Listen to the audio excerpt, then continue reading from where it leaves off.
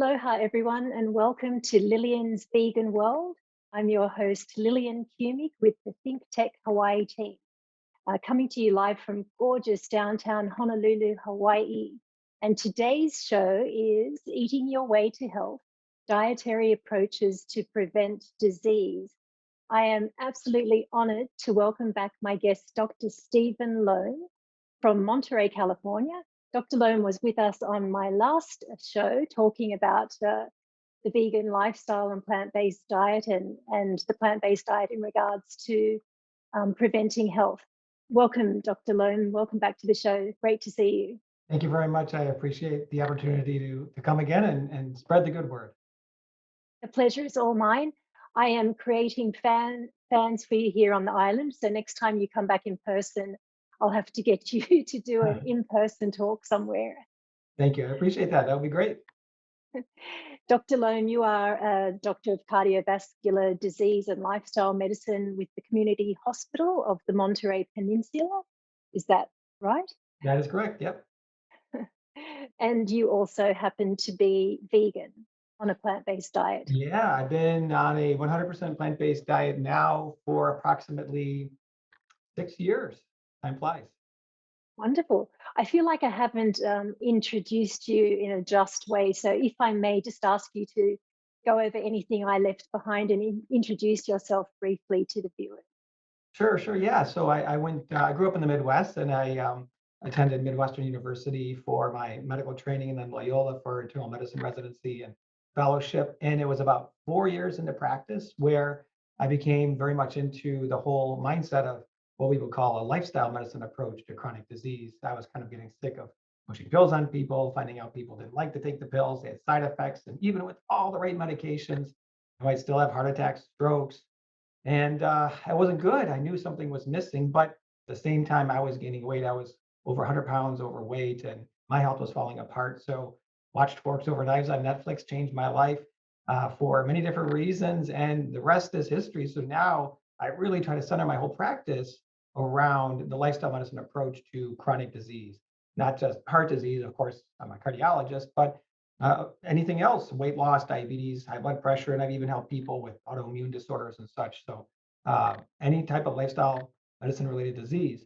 My wife is a family medicine physician, and she is 100% all in and with us, and we have six 100% plant-based children as well. So we're really enjoying the lifestyle, making a difference in the community, spreading the good word about the power of plant-based diet to prevent and even reverse disease. Like we're going to talk about here, how crazy effective it can be to prevent and reverse heart disease. Mm, I'm so excited to learn more about it. And honestly, I've been vegan for about 15 years now, but I'm still learning. It's just a continuous journey that you go on, and there's so much more information that you can, I agree. gather and find out. I continue to learn all the time. I attend two plant-based nutrition conferences a year, one with PCRM and one out here with the Plant Nutrition Project in California. Many of your viewers can get out here and see those conferences. They're absolutely phenomenal.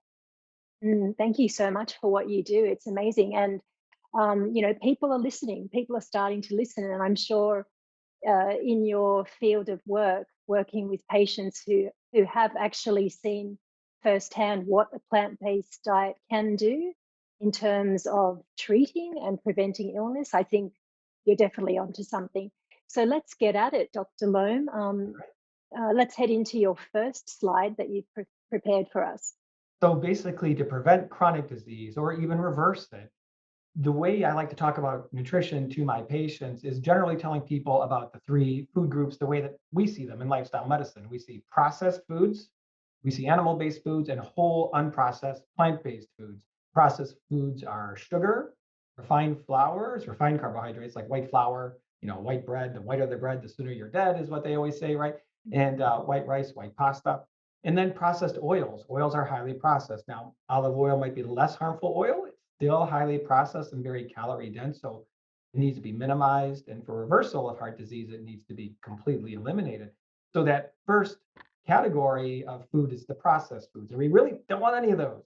The second category is animal based foods, meat, eggs, dairy, and seafood products. That's where all the dietary cholesterol comes from. 100% of cholesterol in your diet comes from animal-based foods, and we don't need to eat any cholesterol to live. None, zero. It's not an essential nutrient.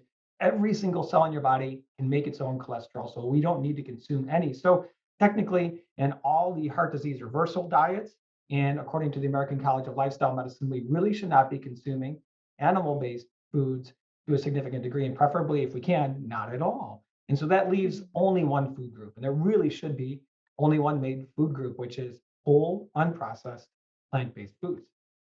Mhm. When you say whole, unprocessed, plant-based foods, what is the difference between that and vegan food? That's a great question because I get here all the time from other doctors and patients. I've been vegan, or I had vegan patients. They didn't do well. They're overweight. They're diabetic. They still had heart disease. Well, vegans can be very unhealthy if you don't consume the right food. So basically, a vegan can consume processed foods as long as they're not from an animal. So a vegan diet tells me what they don't eat. They don't eat anything from an animal, but it doesn't tell me what they do eat. What percentage of their calories are coming from unprocessed plant-based foods? Remember, Oreo cookies are vegan, soda pop is vegan, beer is vegan usually, and those things, aren't necessarily good for your health. So we're talking about we want to focus on fruits and vegetables, beans and lentils, whole grains, nuts and seeds, herbs and spices, the way nature intended us to get food. So vegans can eat a lot of processed junk, which isn't necessarily good. But if you're following what we call a whole food plant-based diet, then we're eating the unprocessed plant-based. Mhm. So how do parents go about getting their kids and from firsthand experience, how do you get your kids to go from a regular American diet to a plant-based one, Well, the number type that you're one, mentioning? yeah, number one, you need to model it. You need to show a good Mm. example. Number two, you need to remember you are the one who decides what your kids eat. They don't decide. If they whine, cry, have temper tantrums, I'm sorry. You have to really hold them to it and say, listen, this is the food you have to eat. If you're not going to eat it, you're going to be hungry. And eventually they give in and they'll eat it, right? So just don't have the processed junk food in the house. Don't have the animal-based foods in the house. When they get hungry enough, they're going to start eating it. And that's the simplest approach to go. And just make sure it's well balanced. So, Mhm. Yep. It's funny because, when you look at parents, I'm not a parent, so I'm not speaking from experience, but from what I see, I do, I do see parents bribe their children with food, yeah, and it's usually absolutely. not the good kind of food, right? So Yeah, that's not a that good thing to that's a do. habit, right? It sets up That's bad definitely habits. Mhm. a bad habit that needs to be broken. So I think there's so much more to this lifestyle. It's not only about you, is it? It's also about your family, the people that you are eating with, because you all kind of follow the same lifestyle and create the same bad habits. So when Yep. I see kids being bribed with cakes and candy and ice cream and stuff, it just, We bribe yeah, our kids with it's apples, oranges, and bananas. well, and why? Let me ask you this, Dr. Lone. Why does it always come back to food? Are we actually eating too much? Well, in America, we certainly eat too much. But the good news is if you really are eating the right foods, whole unprocessed plant-based foods, there's almost essentially no such thing as eating too much. You have to work really, really hard to eat too much if you're eating the unprocessed foods. Keep it well balanced. And in general, we tell people eat until you're full and you're still going to be very healthy. You're not going to gain a lot of weight. The only way that can happen is if you eat processed foods or you really overconsume the fatty plant-based foods like avocado, coconut, those types of things. If you really overconsume those, okay, fine. Peanuts, nuts, and seeds. If you eat a huge amount, if you go nuts on the nuts, you might gain some weight. So just be cautious. Mhm. And how many times a day do you recommend people eat? Is the 3 times a day a realistic amount of times to be eating? Well, it's basically when you're eating the right foods, you just eat when you're hungry, when you want to. You don't need to necessarily time it out 3 times a day. Historically, culturally, that's what we've always done. But I find every person is a little bit different, but usually 3 meals a day with snacks, and the snacks being, fruits and vegetables are the most important way to go. So. Mhm. Awesome. Okay, Dr. Lone, let's go in and delve into more of your slides. Let's take a look at the next one. So this is a very key important slide for people to understand heart disease and how important it is to get the kids to be healthy and to start at a young age, because the day you're born in the upper left, you see an artery that's nice and clean, but in the lower left, in childhood, as young as the age of 3, fatty street cholesterol plaques start to build up. And by adulthood, by the age of 18, nearly 100% of Americans have significant, visible to the naked eye, cholesterol plaque in their coronary arteries. So they always say you graduate high school, you get a diploma in one hand, and you get the foundation for heart disease in the other hand. And then slowly in adulthood, the plaque progresses and progresses until something happens, a heart attack, a stroke, or whatever. So the sooner you start to be healthy with your diet, your lifestyle choices, the better you're going to be decades and decades later. So we really need to focus on the young generations and really driving in the point that we need to be eating a high amount of unprocessed plant-based foods, avoid the fast food, the junk food, the oily foods, the animal-based foods. May I ask if any of this is taught in schools to young children? Unfortunately, not really. And there's a couple reasons why. Well, mostly it has to do with the USDA because everything taught in the schools is based on USDA dietary guidelines, which is very, very much so politically influenced and industry influenced. If you look at Canada's food guide, they've removed dairy as a food group, and they say plant-based proteins are preferred over animal-based proteins. In Canada, there's one government body that writes dietary guidelines and another government body that supports agriculture, right? Well, in America, the USDA does both, writes dietary guidelines and supports agriculture. So if the USDA said ditch dairy, it would cause a major, major harm to the dairy industry that the USDA is also supposed to be supporting. And so it's a huge conflict of interest. And we really wish that the Centers for Disease Control, honestly, would be the ones writing the dietary guidelines because they would do it science-based and not be influenced by the politics. So kids learn what the USDA says, chicken and fish, low-fat dairy products. You can still consume processed foods, but just keep the calories low. Good luck. It's hard to do that because processed foods are addictive and people overeat them all the time. So Mm. And I'm wondering what they're selling at the school cafeterias in regards to lunches and stuff. it's another sad story. I think they try to make the kids take one vegetable and the tomato sauce on the pizza counts as a vegetable. So I mean, it's I've seen it before as I've done some volunteering at my kids' local school, and I used to live in the Chicago area, and it's not good. So the best thing always to do is pack your kids lunch and make sure that what they're bringing is good, healthy, full of unprocessed plant-based foods, and that's the best way to be. Yes, this is very eye-opening, honestly, even for someone who doesn't have children. That from everything that we know now about about your health, creating a healthy body starts from such a young age that it's Yeah, still not taught. I it's mean, for so many reasons. It's not yes. just heart disease; it's your immune system. It's setting you up for hypertension and diabetes as time goes on, and for cancers and neurologic disorders. And all of it starts in childhood. So we really need to focus more on the kids. Well, I can't, I mean, I can imagine your kids are kind of at the forefront of telling all their friends about how cool their plant-based lifestyle is. We need more children like that, And then we were out honestly, there doing that work for us. we were afraid at first that they were going to get made fun of.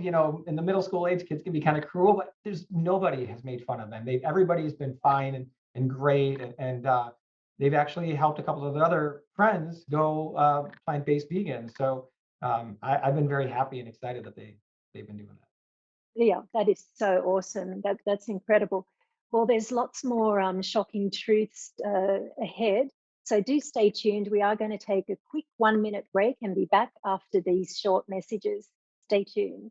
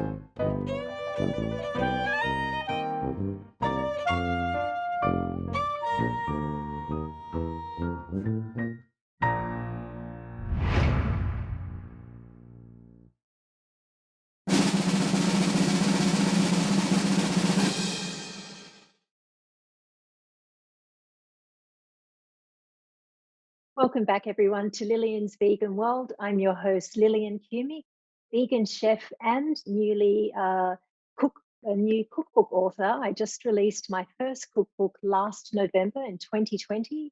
It's called Hawaii, a Vegan Paradise, with over 120 plant-based recipes from the islands. I'm excited to announce that the ebook is going to launch very shortly in about a week or so. So you can find all of that information on any of my social media pages at Lillian Vegan. I'm also on Instagram, Lillian Vegan _ Chef Hawaii, lillianvegan.com. Find me there, find the book. It's an awesome book and will remind you of gorgeous Hawaii. I do want to welcome back again Dr. Steven Lome from Monterey, California. Welcome back to the show, Doctor. Thank you very much. This is just mind-blowing, some of the truths that are coming out. Let's continue on with the next slide, the third slide. So the two main things I like to emphasize to my patients about what can prevent more than 90% of heart disease is number one, getting the cholesterol in your blood extremely low as you can. And then number two is protecting the endothelium, the lining of the arteries from damage at all costs. Really, what research shows is if we can get that LDL cholesterol, the bad cholesterol, under 70, and especially if we can do it from childhood, you're very much so in good shape. And there's a 99% chance you won't develop any type of atherosclerosis, cholesterol plaque buildup in the arteries of your heart, your brain, anywhere else. So keep that LDL real low. But then you also want to protect your arteries from damage, things like smoking cigarettes, secondhand smoke, and eating foods that cause inflammation and damage to that lining of the artery, the endothelium. And what are those foods? You guessed it, processed foods and animal-based foods, right? Whole unprocessed plant-based foods, they don't cause any endothelial type injury, and it's very rare, very unusual for them to cause any type of inflammation. But there are a small percentage of people that could get inflammation from certain plant-based foods as a whole. They don't cause any damage to the arteries. So we focus on these two things in regards to prevention and reversal of heart disease. Mm. And okay, that's what I was going to ask. Is heart disease reversible? Can a plant-based diet help? Absolutely. And in some senses, you could say, well, it depends on how you define reversible. So, what we do know based on studies from Dr. Dean Ornish, who did angiograms at baseline 1 year and 5 years after people going on his plan, which included a whole food plant based diet, which was low in fat, free of oil. And he showed that there was what we call regression of plaque, the actual clogging, the cholesterol buildup reversed to a degree, a few percent at 1 year and somewhere around 14, 15% at 5 years, which is great. But honestly, the most important thing to think about is not the percent blockage that somebody has. It's how are they feeling? Did they have any heart attacks? And did they have any strokes? And the data shows a dramatic reduction of heart attack and stroke if you follow a whole food plant-based diet, especially one that's low in fat. And of course, especially if you're physically active and you avoid tobacco and secondhand smoke. And it was to the point where Dr. Caldwell Esselstyn of the Cleveland Clinic showed in one of his publications that the rate of heart attack, stroke, or dying from cardiovascular disease at an average of about 4 years after starting his plan was near zero. And that's what that's what coined the term being heart attack proof if you followed his plan, because you're getting your LDL really low and you're protecting your endothelium like crazy. What's the quickest way or some advice you can just give viewers now to address that immediately? How do you lower So that LDL when we cholesterol? when we have patients who have severe clogging, they're told they need bypass surgery. They come to me and they say, "Doc, I don't want anybody sawing my chest open and doing this huge surgery, which 500,000 Americans get every year." The first thing you got to do, of course, straight out 100% whole food, plant based, no oil, low fat. So nuts, seeds, avocado, and coconut and soy products are minimized to keep the fat down. But there is another thing you can do. You can eat high nitrate foods, arugula, mustard greens. There's a whole list of them where when you do them, when you eat them, you actually, as you digest in your mouth with your salivary enzymes, can actually produce natural nitrates, natural kind of nitroglycerins that help heal the endothelium. And so Dr. Caldwell Esselstyn recommends a huge amount of servings of these green leafy vegetables. every single day, multiple times throughout the day. Boil it up, size of your fist, put some balsamic vinegar on it. And if you do that for a few weeks, you're going to be bathing your endothelium in all these nitrates, and it's going to really help the overall health of your endothelium. So somebody who's in a dire position, they can do those types of things. Now, in general, when you go 100% plant-based, you're cutting out all cholesterol from your diet, and you're dramatically lowering saturated fat. It will only take you about 2 or 3 weeks to get that LDL cholesterol way down. I've had people within 2 weeks have an LDL cholesterol from 210 go all the way down to 70 in just 2 weeks with this approach. Now, not everybody has that dramatic of a response. It's about 30% of people have a dramatic response, but it happens really quick. That's amazing. I'm interested very quickly. Do these leafy greens you're talking about, do they have to be consumed? You mentioned cooked is okay. They don't have to be raw. I You think can people cook. are under the impression that if the more you can eat something raw, the better it is for you. But that means that you're going to have to really consume a lot to get the There's amount of right. nutrients and There's yeah. pros and cons to eating the things raw. When you eat things raw, you do get more nutrients, no question about it. You're chewing your food, you're digesting it a little bit more the natural way, but it's harder to consume larger volumes. And so when you boil uh, foods, you do lose some of the nutrients in the water that you're boiling it in, and you dump that down the drain. But if you could eat a pound of broccoli with being slightly boiled versus only a quarter pound of broccoli if you're eating it raw, overall you're going to be getting way more nutrients if you do cook it. So it is considered completely fine to cook the vegetables. And yeah, raw vegetables are great. To go on a 100% raw vegan diet is a challenge. Many people do it, and I'm sure it's very healthy if you do it the right way. But you're not going to be able to consume huge amounts of these green leafy vegetables like we want for heart disease, at least initially when people are in severe circumstances, if you keep it all raw. Mhm. Yeah. Thank you for clearing that up. That's interesting. Someone did ask me recently about the cooked versus raw Yeah. theory. Dr. Loam, we have a question from a viewer, from Michelle. Thank you, pardon me, from one of the viewers. Thank you so much for sending us your question. She says Michelle Obama's lunch program failed, and part of the reason was that the kids didn't like the lunch she offered. Do you think it's possible to sell vegan lunch in schools, or is that a pipe dream? So no, it is. But of course, when you take a bunch of non-vegan kids and you introduce who've been eating a standard American diet and you introduce a healthy vegan option, they're not going to really consume it as much. And so really what has to happen is again the parents modeling it, the kids getting used to the healthy eating, and then you introduce it and then they will consume it. If the school is all on board with it, then of course they can help encourage the kids, and they can make sure that if you have a whole week where it's vegan, and so you're going to say, listen, you're going to be hungry if you don't eat this. The problem is kids can skip lunch, and they could do that. But if their breakfast and lunch and dinner are all plant-based, then obviously they don't have a choice. So it is a challenge. Unfortunately, what I would say is the only way to get somebody on a standard American diet and have them consume a vegan lunch would probably be to add sugar, oil, and salt, which makes it less healthy, but that would get the kids to eat it. If you had to do that as a part of a transition to something a little bit healthier, I guess it's not devastating, but uh, really those habits start at home, which makes it a big challenge.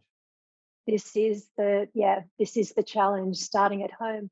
And unfortunately, I'm going to go as far as saying parents kind of tend to rely on the school system and teachers to do a lot of the work when it involves educating their children. I think Yeah, this is something that's going to be a big barrier when it comes to trying to get your children to eat healthier, because once you're at home, the teachers are not there to watch over you and make sure you're doing your homework or eating healthy. Absolutely. So Yeah. It should always be yeah. up to the parents, no question, to model the healthy Mm, behaviors and get people the kids on a healthy diet. But obviously, sometimes it's out of the parents' control. Low income families need to rely on subsidized school mhm. lunches. And so they're going to get whatever's provided. And so that comes down to the USDA to make good recommendations to get the kids healthy foods. And so if we could just get those dietary guidelines changed, which I know PCRM, the Physicians Committee for Responsible Medicine, is trying so hard to get dairy off the guidelines and make improvements. Hopefully someday we'll get through to them and they'll make some changes. We're hoping for Yeah. 2025. Mhm. it's almost shocking that dairy is still there up there on the Not food cows. pyramid. But oh gosh, let's have a look at another one of your slides, Dr. Lone. So in order to lower LDL cholesterol, which is critical, as we talked about, to prevent heart disease, there's three major things that we have to do to lower LDL cholesterol. So getting rid of dietary cholesterol, which is only in animal-based foods, getting rid of saturated fats, and getting rid of trans fats. So again, you go plant-based, all dietary cholesterol is out. You go plant-based, 90% of saturated fats are out. And then trans fats, similarly, nearly 100% of trans fats will be out if you go plant-based. So I always kind of show this to my patients and I say, this is how you get your LDL down. Mm, that is such that's excellent advice. Even for myself, I consider myself to be relatively healthy, but after talking to you, I notice I'm not anywhere near where It's I hard to should be be. perfect. So Yeah. it is, and I think it's about progress over perfection. I mean, Yeah. we all have to start somewhere. So Absolutely. the It's good like the learning a good s news, yeah. I always tell people it's like learning a skill. I mean, if I told you to learn how to play a guitar right now, you can't watch one documentary on Netflix on how to play a guitar and be good at it. It's going to take 2 or 3 years of regular practice and joining a band, and eventually you'll get it, but it's not something that's going to automatically just come naturally to you. It takes some work, and it's a journey for everybody. Absolutely. The next slide, I think we have one more. So this is just another scientific study just kind of emphasizing that LDL cholesterol normal ranges in babies when they're born is between 30 and 70. And actually, when you look at our good friends, the primates, the monkeys, 40 to 80. And so this is what we need to be aiming for. And the reason this is really important is when you look at a lot of the guidelines by the major medical societies, they say, oh, under 130 is okay for a healthy person. Or even if you have some risk factors, under 100 is okay. Well, you know what? A third of patients who had heart attacks in one of these big research trials called the Framingham Heart Study, a third of patients with heart attacks had LDLs between 70 and 100. So we know the threshold at which you can clog your arteries, increasing your risk of heart attack and stroke, is an LDL over 70. So really, people need to know the truth that we want our LDL under 70 if we can in all cases. And if you're between that 70 and 100, you're better than the average American who has an LDL cholesterol of 125.